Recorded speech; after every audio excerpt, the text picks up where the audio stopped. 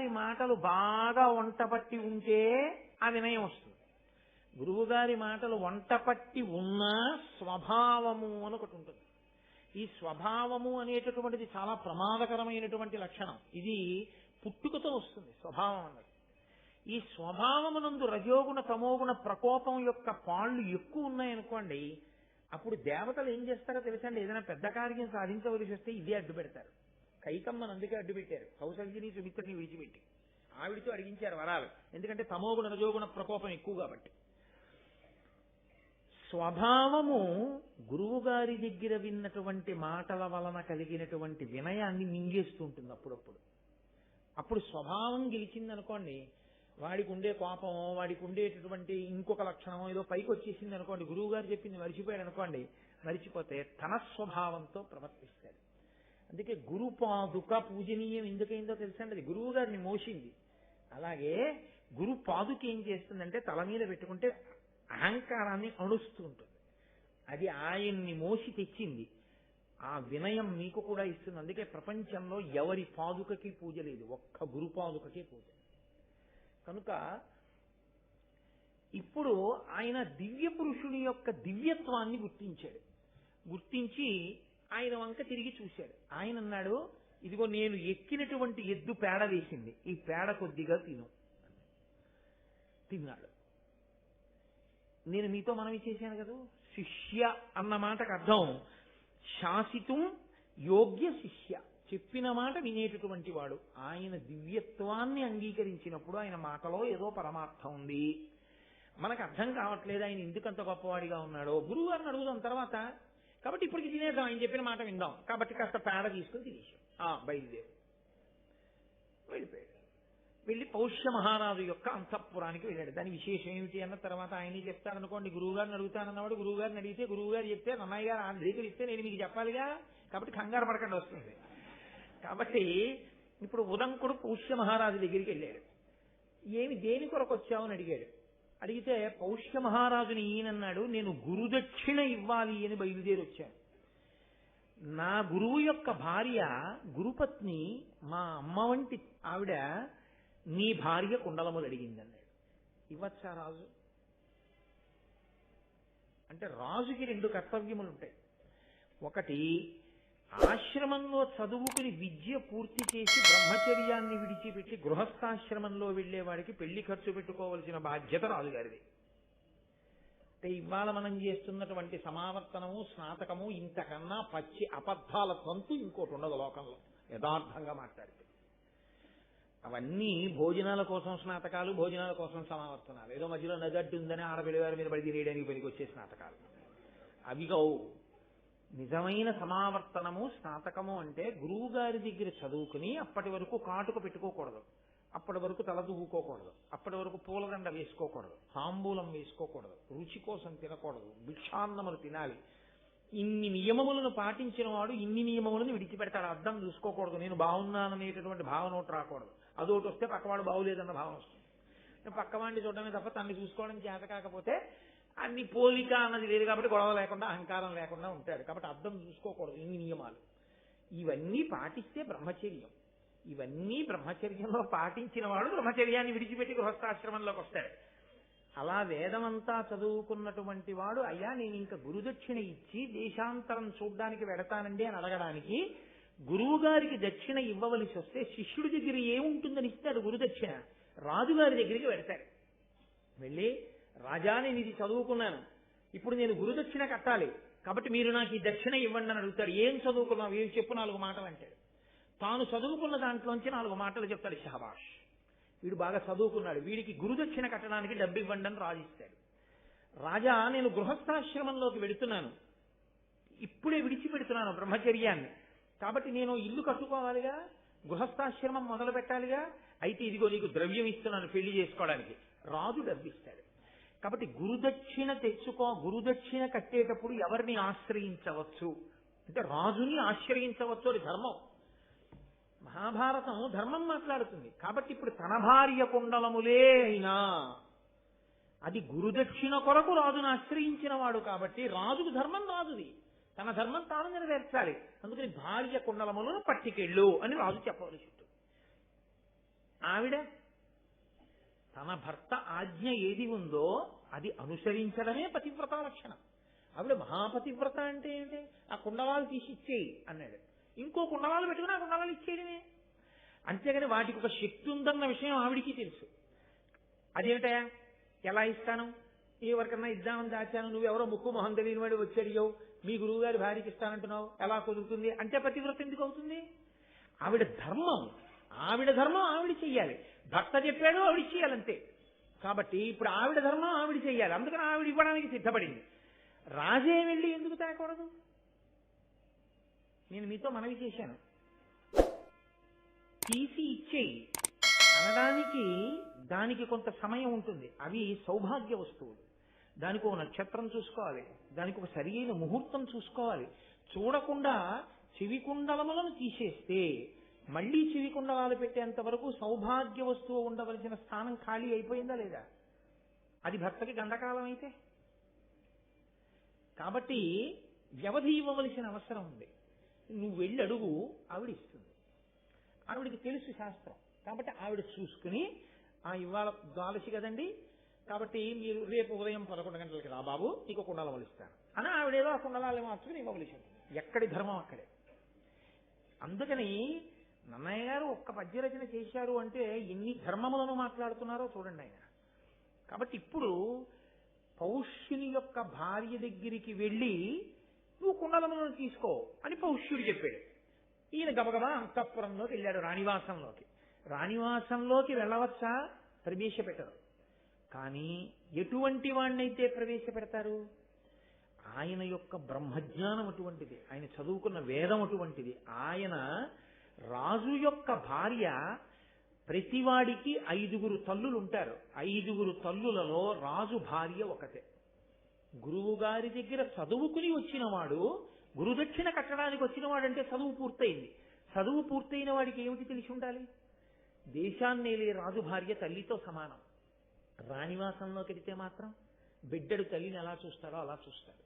కాబట్టి రాణివాసంలోకి వెళ్ళి చూస్తే వచ్చిన ఇబ్బంది ఏంటి? ఒక గురువు దగ్గర చదువుకున్నవాడు అంటే రాజుకున్న విశ్వాసం అటువంటిది. చదువు అన్న మాట వెనక ఎంత సంస్కారం ఉండేదో, సంస్కారము చదువు ఎంత విడదీయరాని స్థితిలో ఉండేవో భారతం నిరూపిస్తుంది. సంస్కారము లేని చదువు, పేరు పక్కన డిగ్రీలు, బల్ల కింద చేతులు ఈ జాతి ఊహించలేదు. చదువుకున్నవాడు అంటే సంస్కారవంతుడై ఉంటాడు, 10 మందికి ఆదర్శవంతుడై ఉంటాడు అనుకుంది. కానీ జ్ఞాన కలునిలోని శారదయువులే ఉంటాడని ఊహించలేకపోయారు ఋషులు. కాబట్టి ఇంత చదువుకున్నవాడు, కాబట్టి రాజు భార్యని తల్లిగా చూస్తాడు. రాణివాసంలోకి వెళ్తే దోషం ఏమిటి? కాబట్టి వెళ్ళి అడిగి తీసుకో అన్నాడు రాజు. ఇప్పుడు ఉదంకుడు రాణివాసంలోకి వెళ్ళాడు. రాణిగారేరి అని రాణివాసంలో అదిగో గదిలో కూర్చున్నారు ఎదురుగుండా.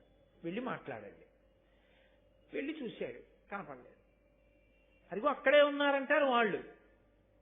వాళ్ళు ఉన్నారని చెప్తున్న ఆసనం కనపడుతోంది, ఆవిడ కనపట్టలేదు. అదేమిటి ఆవిడ కనపట్టలేదు? ఇందులో ఏదో మాయ ఉంది. ఇప్పుడు ఆవిడ కనపడకపోతే ఎవరిని అడగాలి? ఆయన్ని అడగడమే న్యాయం. కాబట్టి ఇప్పుడు తిన్నగా మళ్ళీ రాజు దగ్గరికి వచ్చాడు. వచ్చి, మహారాజా, నేను మహారాణి గారి దర్శనం కోసం వెళ్ళాను, కానీ నాకు ఆవిడ కనపట్టలేదు రాణివాసంలో. అందుచేత నేను ఎలా తీసుకోను కుండలాలని అడిగాడు. అడిగితే రాజన్నాడు, భూమినుత నిన్ను త్రిభువన పావను అశుచివని ఎట్లు పలకనవు? ఆ దేవి పవిత్ర పతివ్రత కావున అశుచులకు కానగాదనవద్య. నువ్వు భూమినుత, నువ్వు ఈ భూమి యందు భూ వినుత, నువ్వు అన్ని గురువు గారి దగ్గర చదువుకున్నవాడివి, అందరి చేత గౌరవింపబడవలసిన వాడివి. నేను నిన్ను ఒక మాట అనకూడదు, నువ్వు అపవిత్రుడవు అని నేను అనకూడదు. కానీ నువ్వు అపవిత్రంగా ఉన్నావు అన్న విషయం నీకు తెలియడానికే నేను వెళ్ళి రాణి దగ్గర కుండలాలు పుచ్చుకో అన్నాను. ఎందుకని అన్నానో తెలుసా?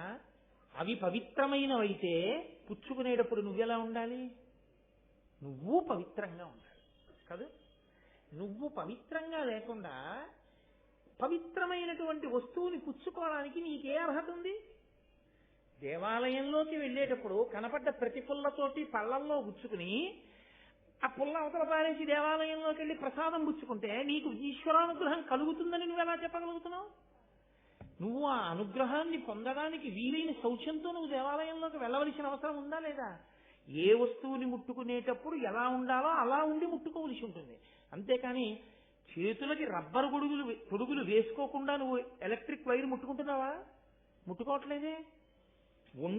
ఒంటి మీద తడి బట్టలు ఉండగా నువ్వు విద్యుత్తీగా ముట్టుకుంటున్నావా? ముట్టుకోవట్లేదే. అంటే నీకు తగిలింది కాబట్టి షాక్ తెలుస్తోంది. ఈశ్వర ప్రసాదాన్ని అలా పుచ్చుకోకూడదన్న విషయం షాక్ కొట్టిన తర్వాత నేర్చుకుందాం అనుకుంటున్నావా? అలా వద్దని చెప్పిన గురువు ఉన్నప్పుడు ఎందుకు అలా షాక్ కొట్టించుకునే ప్రయత్నం చేస్తావు? శౌచంతో వెళ్ళు దేవాలయంలోకి. ఎక్కడ నీకు ధూళి దర్శనం ఉందో అక్కడ వెళ్ళి కౌలించుకో. ప్రయాణం చేసి వచ్చిన శ్రీశైలాది క్షేత్రములలో ఈశ్వరుడు అనుగ్రహించాడు అలాగా. కాబట్టి నీవు అపవిత్రుడవు అని నేను చెప్తే బాగుంటుందా? ఇన్ని చదువుకున్న వాడివి నువ్వు అపవిత్రంగా ఉన్నావయా, నీవు కుండలములను ఎలా పుచ్చుకుంటావు? మా ఆవిడ ఇస్తే మాత్రం పుచ్చుకోవడానికి నీకు అధికారం ఏముంది అపవిత్రంగా ఉన్నవాడికి అని నేను అనొచ్చా? అనకూడదు. అందుకుని అనలేకపోయాను. కానీ ఓ బ్రహ్మచారి, నీకొక విషయం చెప్తున్నాను. ఆ దేవి పవిత్ర, పతివ్రత. నా భార్య మహాపవిత్రురాలు, ఆమె మహాపతివ్రత. ఆమె అశుచులకు కనగాదనవత్య. ఎవరు అపవిత్రంగా ఉంటారో, శౌచము లేదో, శౌచము అన్న మాటకు అర్థం ఏంటంటే బాహ్య అభ్యంతరాన్ని రెండు ఉంటాయి శౌచాలు. బయట స్నానం చేస్తే పోయేది ఒకటి, లోపల మనస్సంతా ఈశ్వరుడి మీదే నిలబడితే వచ్చేది ఒకటి. నీకు శౌచము లేదు. శౌచము లేకుండా నీకు ఆవిడ కనపడదు. అశౌచమున్న వారికి ఆవిడ కనపడదు. అసలు ఆవిడికి ఆ శక్తి ఉంది. అందుకని నువ్వు శౌచమును పొంది వెళ్ళు. ఇప్పుడు ఆలోచించాడు ఆయన, ఏమిటి నాకు శౌచానికి తేడా వచ్చింది, ఎక్కడ వచ్చింది దోషం అని. పేడ తిన్నాను. పేడ తిన్న తర్వాత ఆచమనం చెయ్యాలి. పేడ తిన్న తర్వాత ఏమి, యథార్థానికి స్నానం చేసే అవకాశం లేనప్పుడు ఎక్కడికైనా వెళ్ళి ఏదైనా మంచి పని మీద ప్రారంభం చేసే ముందు ఒకసారి కాళ్ళు చేతులు ముఖం కడుక్కుని ఆచమనం మళ్ళీ చెయ్యాలి. ఆచమనం చేస్తే మళ్ళీ ప్రారంభం అవుతుంది శౌచం. నేను ఆచమనం చేయలేదు పేడ తిన్న తర్వాత. అక్కడ వచ్చింది నాకు అపవిత్రత. వెంటనే కాళ్ళు చేతులు కళ్ళు కడుక్కుని నీటిని 3 మార్లు ఆచమనం చేశాడు. ఆ ఆచమనం అనేటటువంటిది చెయ్యడానికి కారణం అందుకొచ్చింది. అది అభ్యంతర శౌచం, అంటే లోపలి శౌచాన్ని తీసుకొచ్చి పెడుతుంది. బాహ్య శౌచం స్నానం వలన వస్తుంది. ఇప్పుడు ఆయన తిన్న పదార్థము వలన కలిగినటువంటి అశౌచం ఏదుందో, అంటే తిన్న తరువాత ఆచమనం చేయలేదు కాబట్టి ఆవిడ కనపడలేదు. వెంటనే మళ్ళీ ఆచమనం చేశాడంటే ఆచారకాండ యొక్క వైభవం ఏమిటో నన్నయ్య గారు చక్కగా పెద్దపీట వేసి మనకి దర్శనం చేయిస్తున్నారు. అందుకని ఆచమనం చేసి వెళ్ళాడు. వెళ్ళగానే ఆ పౌష్య మహారాణి కనపడి నాయన ఇదిగో కుండలములు అడిగావు, గురుదక్షిణగా ఇస్తానంటున్నావు, తీసుకెళ్ళు. కానీ ఒక్కటి జ్ఞాపకం పెట్టుకో, తక్షకుడు అని ఒక సర్పరాజు ఉన్నాడు. ఆయన మహాబలవంతుడు మాయావి. ఎప్పటి నుంచో ఈ కుండలములను తస్కరించాలని కోరుకుంటున్నాడు. ఎందుకు తస్కరించలేకపోయాడు? పరమ పవిత్ర పతివ్రత అయిన నేను ఉన్న చోటికి ఎలా రాగలడు? అపవిత్రమైన ఆలోచనలు ఉన్నవాడు రాలేకపోయాడు. ఇప్పుడు నువ్వు పట్టుకెడుతున్నావు. చూశావా, గబుక్కుని లోపలికి వచ్చావు ఆచమనం చేయకుండా. అలా ఏమాత్రం నీ దగ్గర దోషం వచ్చినా వీటిని తీసుకుపోతాడు. తీసుకుపోతే ఏమవుతుందో తెలుసా? నేనిచ్చాను కుండలాలు, నువ్వు నీ శ్రద్ధని కోల్పోయిన కారణం చేత గురుదక్షిణ చెల్లించలేని వాడవుతావు. కాబట్టి చాలా జాగ్రత్తగా వీటిని పట్టుకుని వెళ్ళు పరాకు చెప్పింది ఆవిడ. ఇప్పుడు గబగబా కుండలాలు తీసుకున్నాడు. చాలా సంతోషంగా బయలుదేరాడు. రాజుగారి దగ్గరికి వచ్చాడు. రాజుగారు అన్నారు, నాయన ఇంత కష్టపడి ఇంత దూరం వచ్చావు, వేళ దాటిపోయింది, మధ్యాహ్నం అయిపోయింది, భోజనం చేసి బయలుదేరు. బ్రహ్మచారివి, ఇంటికి వచ్చావు. బ్రహ్మచారి సన్యాసి వీళ్ళిద్దరూ ఆహారం కొరకు గృహస్థు ఇంటి మీద ఆధారపడతారు. కాబట్టి గృహస్థు యొక్క ధర్మం ఏంటంటే బ్రహ్మచారి గాని సన్యాసి గాని వస్తే భిక్ష పెట్టాలి వాళ్ళిద్దరికి. వాళ్ళిద్దరూ తిన్నదాన్ని భిక్ష అంటారు. భిక్షని ఎందుకంటారో తెలుసా అండి? వచ్చే పూటకి దాచుకోకుండా ఉండాలి వాళ్ళిద్దరు. గృహస్థు వచ్చే పూటకి దాచుకోవచ్చు, అందుకు దానం పడతాడు. పొద్దున్న పలహారం చేసేసి మధ్యాహ్నం భోజనం చేసి రాత్రి ఏం చేస్తావో అని గృహస్థు అడిగారు అనుకోండి, తప్పేం లేదు. రాత్రి గారెలు తిందామని ఉంది, మినప్పప్పు తెచ్చి నానబోయి, అంటే ఓ పూటలో నానతాయో లేదో నాకు తెలియదు, ఉదాహరణకి చెప్పానంతే. మళ్ళీ నానతాయా అండి నేను విరిగిరిగా అడగండి. కాబట్టి తెచ్చి రాత్రి తినడం కోసమని ఏర్పాటు గృహస్థు పెట్టుకోవచ్చు. బ్రహ్మచారి అలా ఉంచుకోకూడదు, సన్యాసి అలా ఉంచుకోకూడదు.